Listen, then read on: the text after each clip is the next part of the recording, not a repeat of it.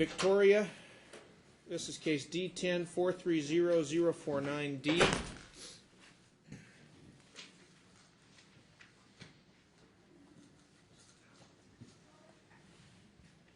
Counsel, if you could state your appearances for the record, please. Judicial Bar number 1440 for the plaintiff who's present.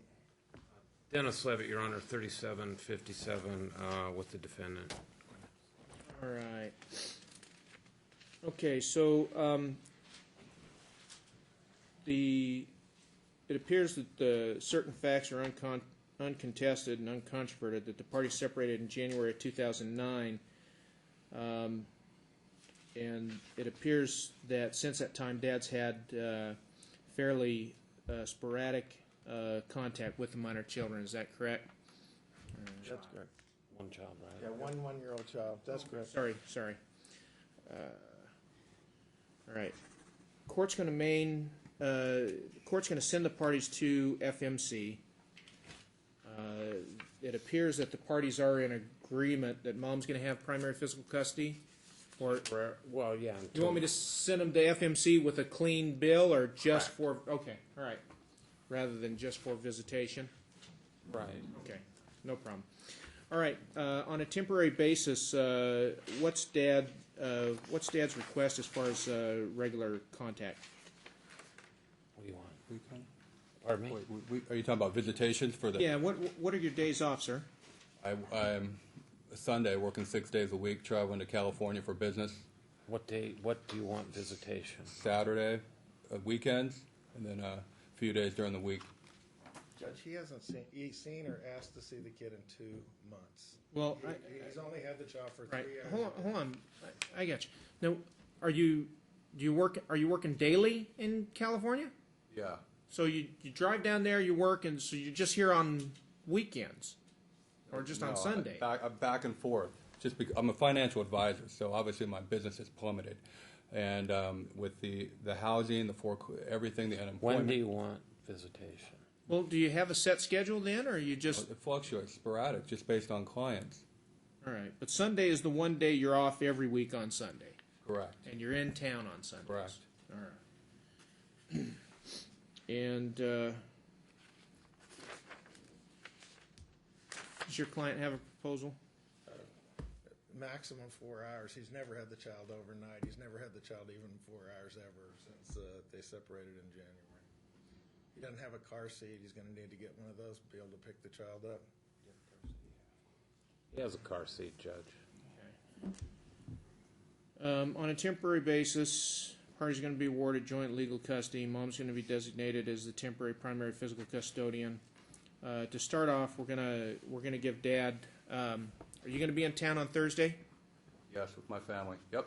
Okay. What time does your family anticipate celebrating the Thanksgiving? Morning, afternoon? Do you have a time set? Thursday. Huh? What time? Yes. 8 a.m. Okay.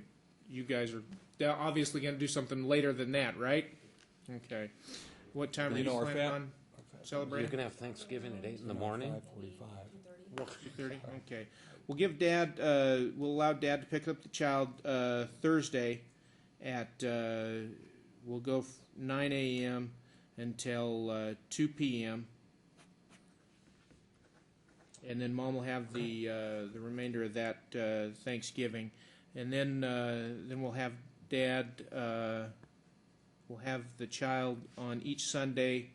We'll go the next Sunday after that. We'll go 9 to 5, and then we'll go 9 to 8 p.m. Where do you want to do the exchanges at? I mean, can we do honk and seatbelt or? Well, no, because the child can't. Well, that's right, 11-month-old. I'm sorry, I'm misreading my About thing 18 over months. time. You want to do the exchanges at her house, sir? Is that? That's fine. Okay. We'll do the exchanges for now at Mom's house until they come back from mediation. Then we'll look at reapportioning the transportation.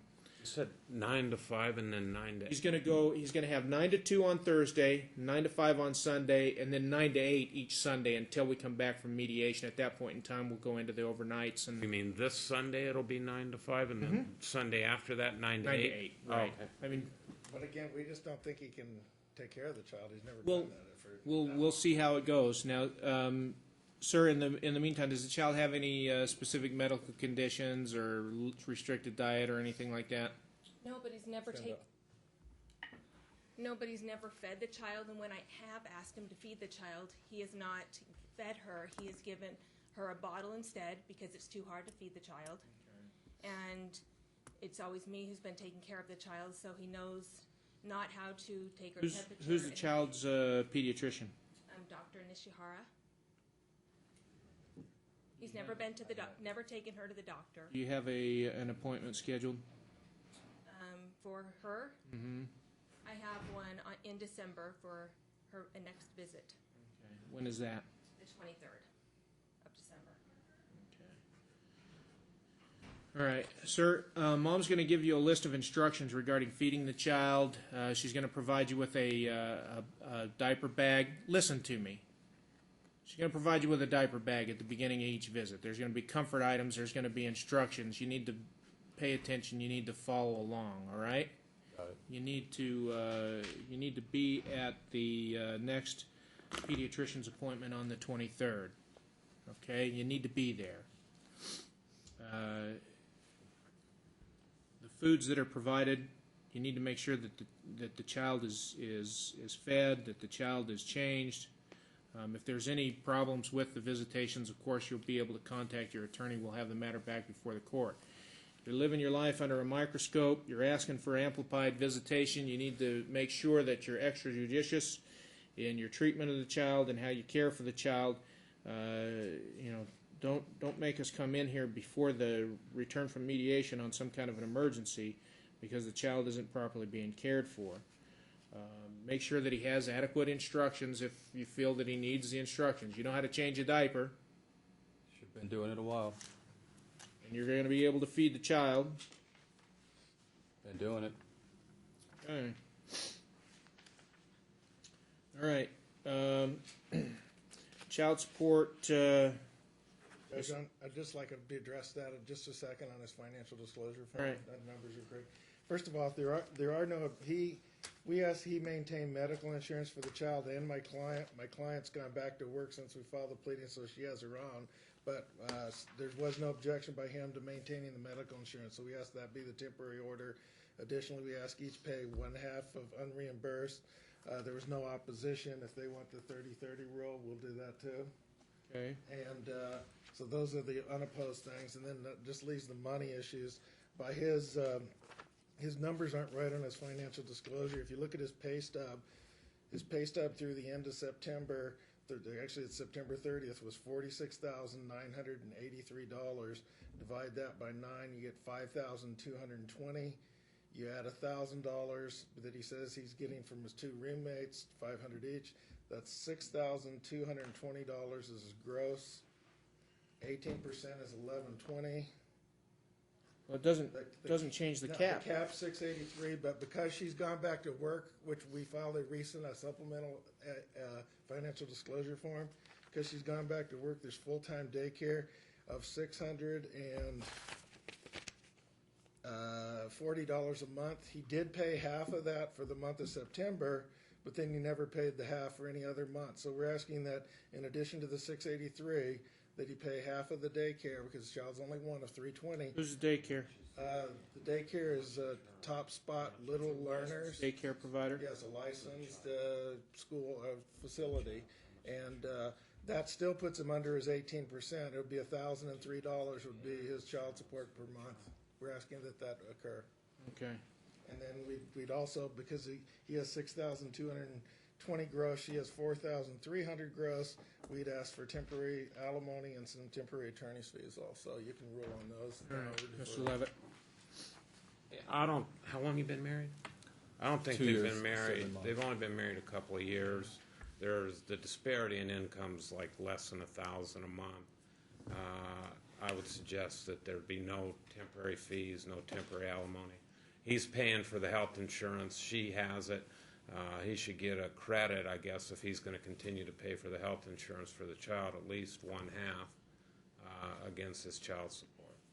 Well, he should. Does he have any documentation regarding what the amount attributable just to the child is? Yes, I do. I don't have it on me, but I do. All right. Well, counsel, you guys can share that. He is entitled to an offset of 1/2 for the insurance premium. The court, at this point in time, is going to assess the child support at $683. Typically, the insurance I subtract off of the 18% obligation before I apply the cap. So it probably wouldn't have an effect in this one.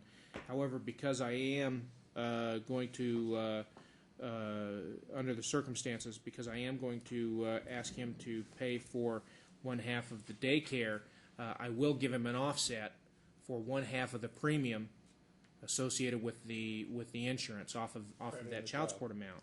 And so the total obligation will be $1,003 less 1/2 of the premium for the child. There, at this point in time, based on the child support award, the short term of the marriage, mom's employment, the court is not going to grant any temporary alimony at this time, and the court is going to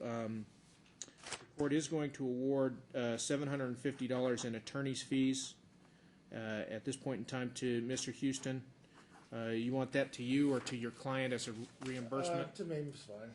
Okay, and the court will defer on any other attorney's fees. At the time the motion was filed, she was unemployed. She's gained employment, but I understand how it puts people behind.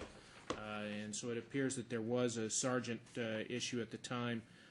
In all likelihood, though, that will be, it's very likely going to be the only award of attorney. He made voluntary payments through September, but in October he paid nothing. In November he paid. Well, $300. counsel, the child support award is prospective. I'm reserving any issue of constructive arrears until a further date, the time of trial. They reconciled, Yeah, and then I'm not even getting into it. It's a trial issue. Starting December 1st. Yeah, well, he what needs to day? pay. We need some dates. I mean, we're more than halfway through November. I'd like to see at least 500 paid on or before the last day of November, and then the amount will be due on or before the last day of each month thereafter.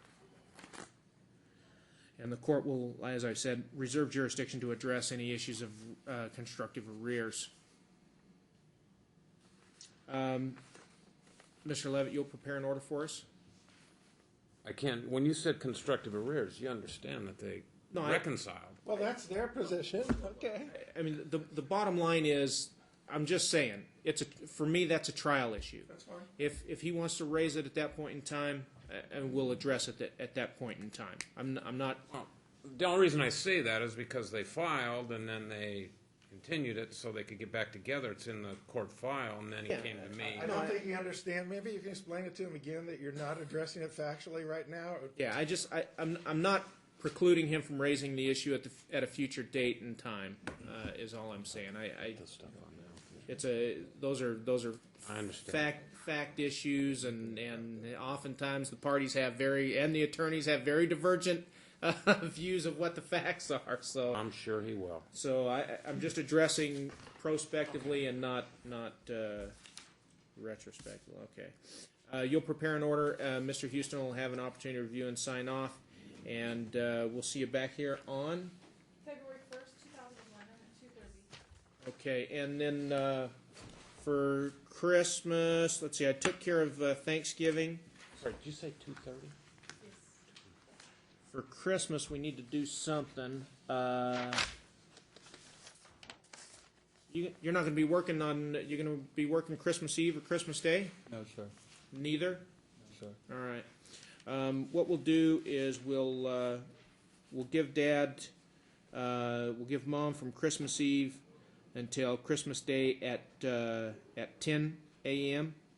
And then we'll give Dad from 10 a.m. on December 25th until 8 p.m. on that day. All right? Okay. Good luck, folks. Appreciate your efforts, counsel.